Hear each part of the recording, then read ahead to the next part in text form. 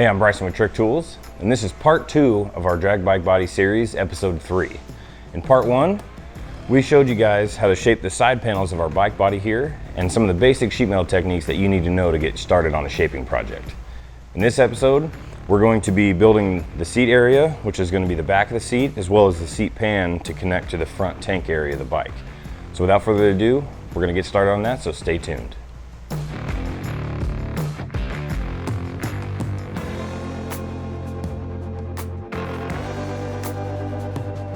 So if you watched part 1 of episode 3, I talked about how to make a paper template, how to lay it out and get it to lay down in the area where you're trying to make your new panel. So what I've done here is gone ahead and laid this out and made some cuts in the paper and got the paper to curve over some of these edges and lay on here like I want it to. And so now that I've got this done, I'm gonna go ahead and take this off. We'll transfer it onto metal and start building this piece out of aluminum.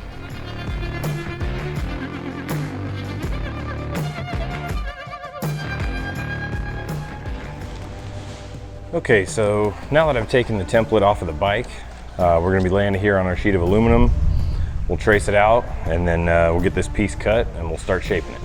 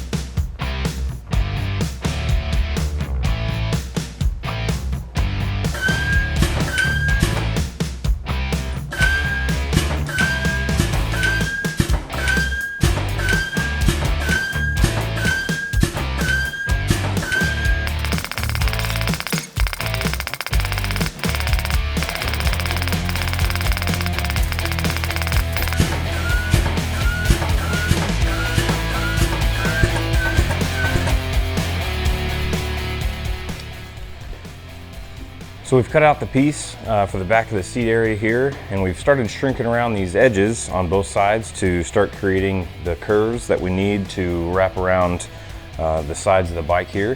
So you can see when we lay it on here, obviously this has to lay down quite a bit, so we're gonna go ahead and keep shrinking and probably do a little bit of stretching to give us a little bit of extra material on the top edge to be able to match the curve that's here while keeping the bottom edge pretty flat here. So we're gonna keep shaping and we'll show you guys some more of the process on how to get this in place.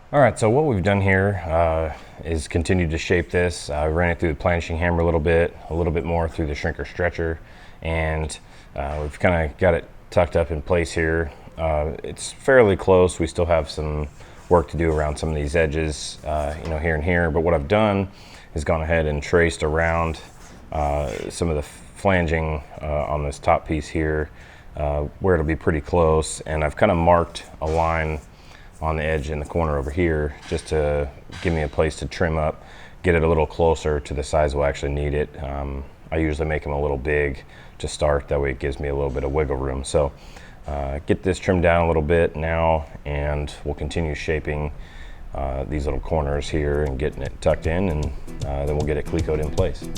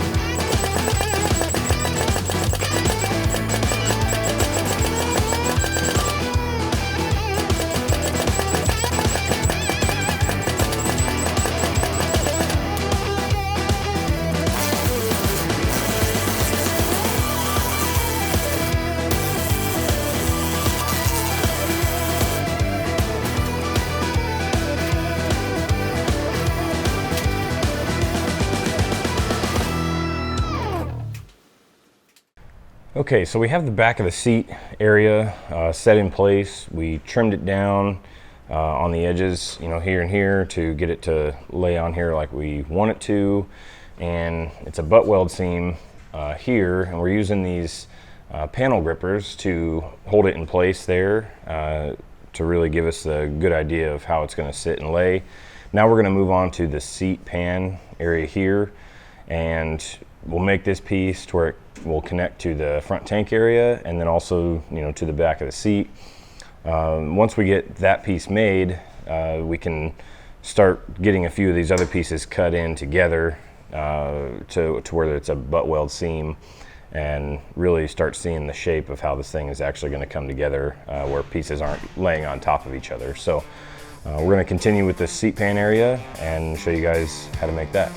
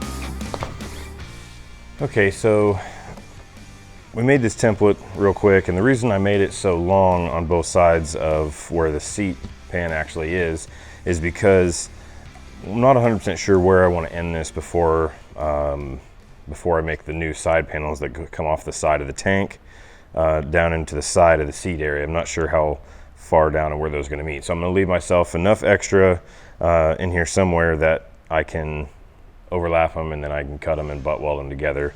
Like I said, I made it extra long just to give myself some wiggle room and to know that I have plenty of material once I go to make those other pieces. So we've traced that onto the aluminum here, and you'll notice what I did was I measured 1 inch up from each line, and then I used the template to mark the same exact curve to match the tank on the front and rear. And the reason I did that is because basically what I'm going to do is we're going to tip this flange up, so there's a 1 inch flange on the front, and that's where it will meet up to the front of the tank area, or the tank piece on the front of the bike, and then this will meet up with the piece that we just made for the back of the seat. That will meet up here. We can cut this flange into that new piece and butt weld it together, and then we'll metal finish it out, and it'll all be one piece, and you'll have a nice tipped edge, nice corner there on both sides. So we're going to cut this whole piece out now, and then we'll start working on tipping the flanges over. But what we'll probably do first is, now that we've kind of got an idea of what the seat shape is going to look like, we're going to go ahead and lay out custom bead roll shape in here, and we'll bead roll a little recess down where the seat is, just to give a little style towards just not a boring flat surface. We can put a little bead roll in there to make it look a little better. So we're going to cut this out. We'll get started on bead rolling.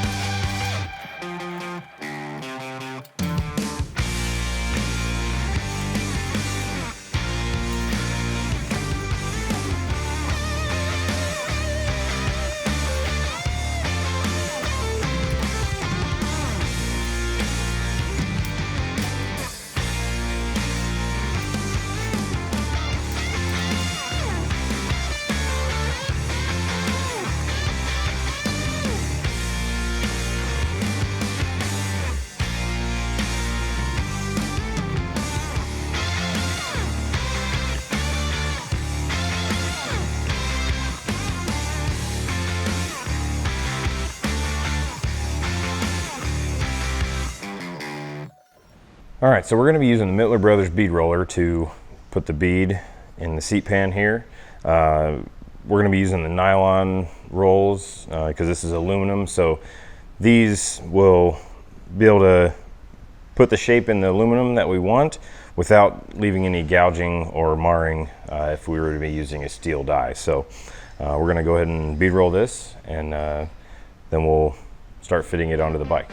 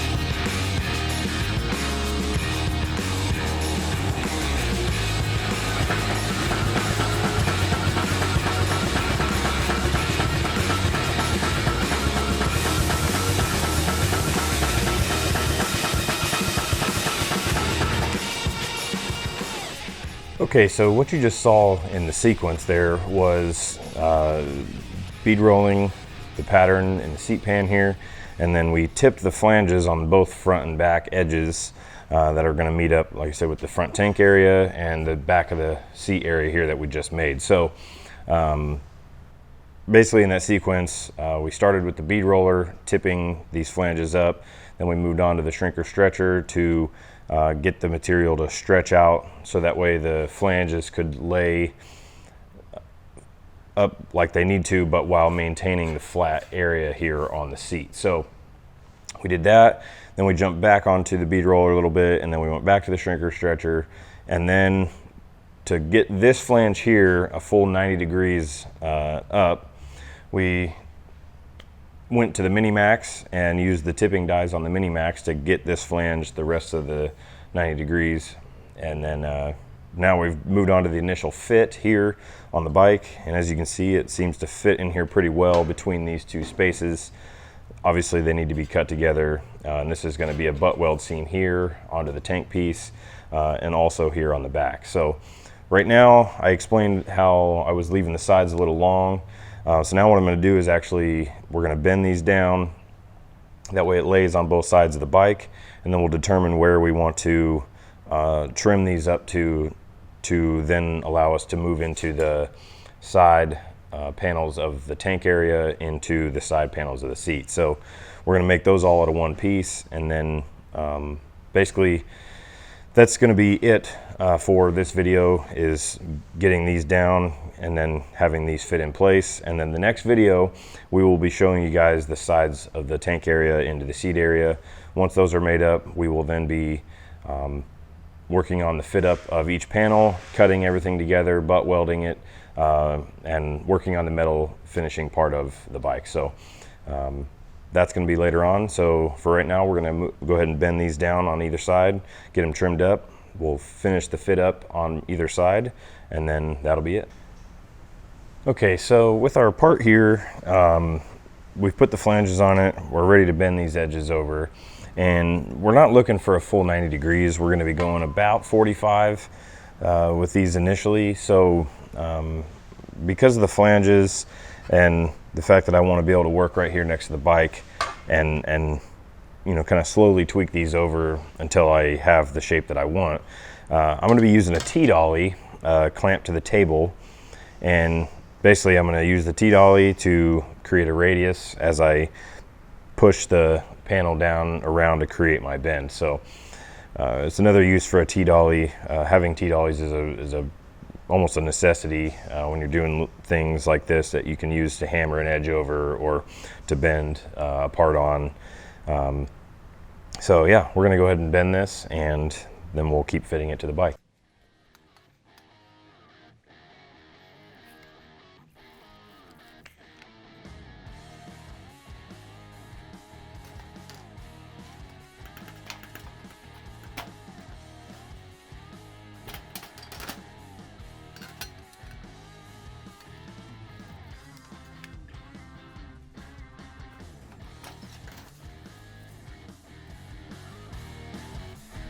Okay, so we've gotten this to where we're working it in place, and you can see how our angle is really close to matching the angle of our side panel here. So what I'm going to do now is basically we have some overhang down here that we're going to try to bend over a little further just to get it to lay on there, and we're going to end up trimming this off somewhere in here, but I want it to lay in there as closely as possible first before we end up trimming it. That way we can get you know, as accurate of a fit up as possible on this piece. So.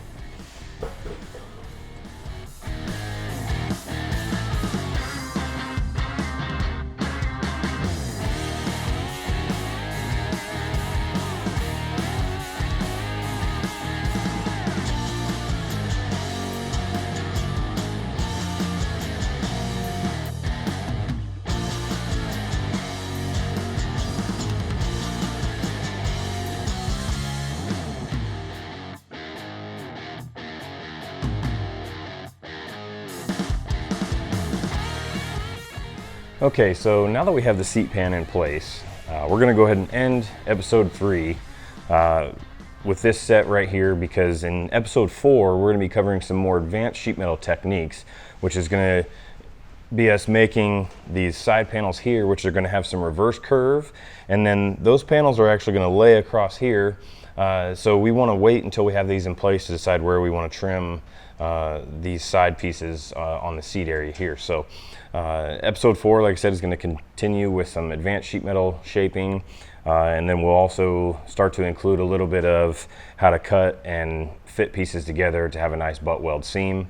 And then moving on from there, we'll be covering some fit up and welding techniques, and also metal finishing from there. So be on the lookout for episode 4 coming soon, and we'll see you then.